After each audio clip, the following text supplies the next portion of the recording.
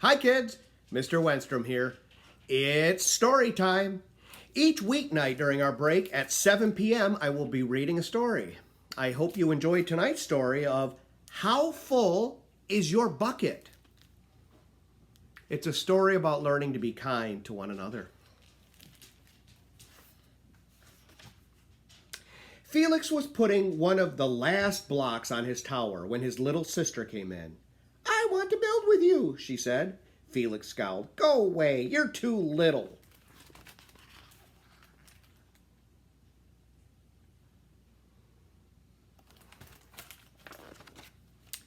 I'm big. Stay back, you'll knock it over. I can be very careful. Go play with your baby toys, Anna. Thwack!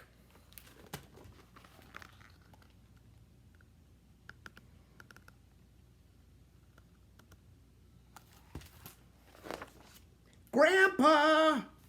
Grandpa shook his head. Felix, you just dipped into your sister's bucket. Like everyone else, Anna has an invisible bucket. When it's empty, she feels bad. But when it's full, she feels great. Didn't you ever notice your own bucket? Invisible bucket? Sometimes Felix couldn't quite tell when his grandpa was joking.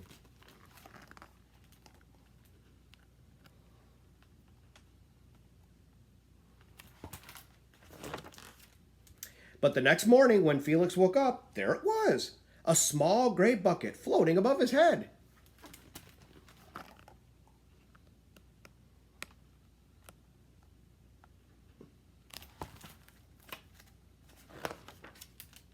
When Felix came down to have breakfast, his mom was in a hurry. I've got a meeting this morning, and it's almost time to go. Anna, sit still.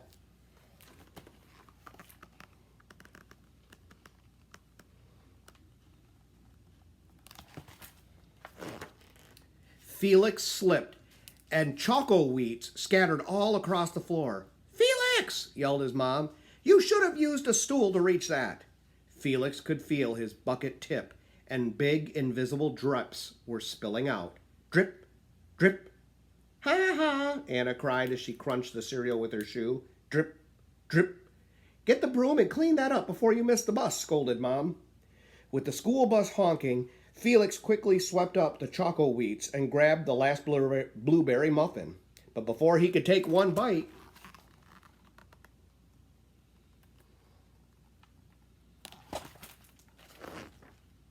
Buster jumped up and grabbed the muffin from his hand.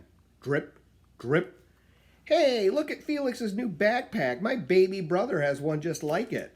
Drip, drip. Psst, Felix, psst, psst. Drip. Watch out, shrimp. Drip. Looks like Felix is not having a good day.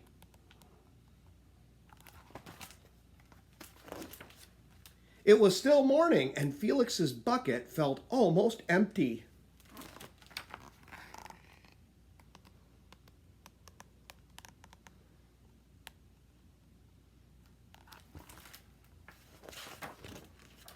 As he watched his classmates walk into the room, he secretly hoped that they would trip and fall. That's what it feels like when you have an empty bucket.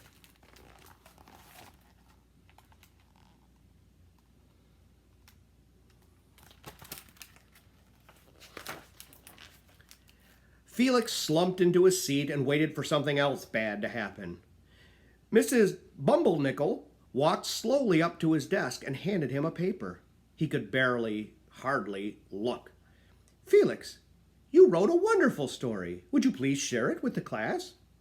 Felix grinned and felt a big drop land right in his bucket. Drop, drop, plop, plink. The Gigantosaurus Who Wanted a Pet by me, Felix. The class grew quiet. They laughed at all the right places and oohed at the scary parts.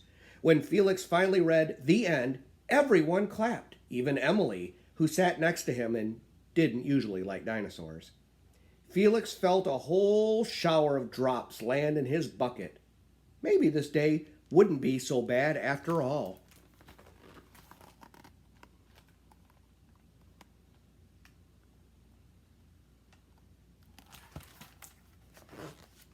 Drop. I love you from Mom. Team captains today are Veronica and Felix. Drop. Nice cow. Well, it's actually a dog. Well, nice colors there, Felix. Drop.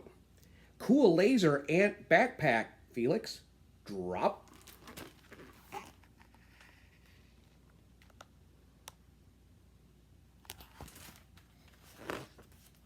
By afternoon, Felix's bucket was nearly full.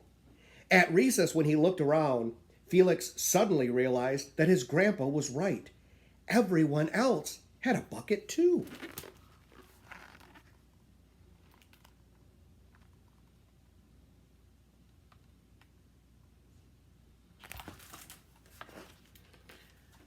Let me help you with that. Drop, drop. Here's your baseball. Catch. Thanks, dude. Drop, drop. I'm Felix. Your first day? Yes, I'm Amir. Drop, drop. The strange thing was that for every drop he put into someone else's bucket, he felt another drop in his bucket.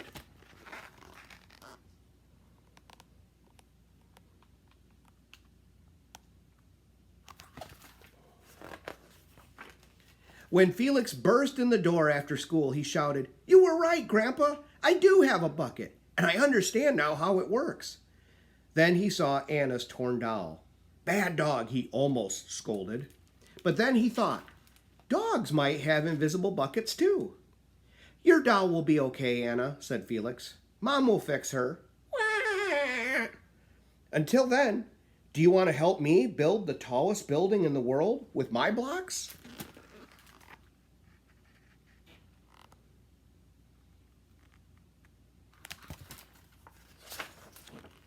And they did. Oh, and I noticed both of their buckets are now full. I hope you enjoyed tonight's story of How Full Is Your Bucket? And I hope you'll join me for the next story time each weeknight at 7 p.m. Thanks for tuning in. And remember, great things happen when we read.